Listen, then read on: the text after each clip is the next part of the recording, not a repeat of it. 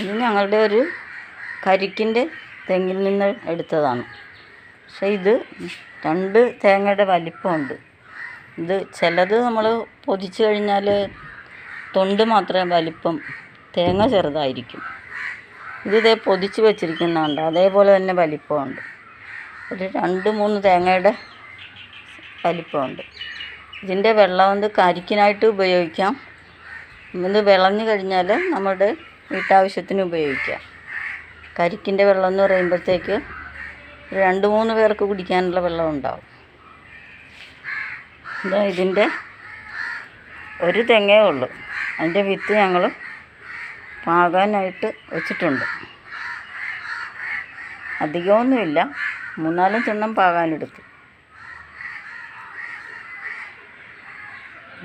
ഇതിൻ്റെ പേരെന്നറിയില്ല.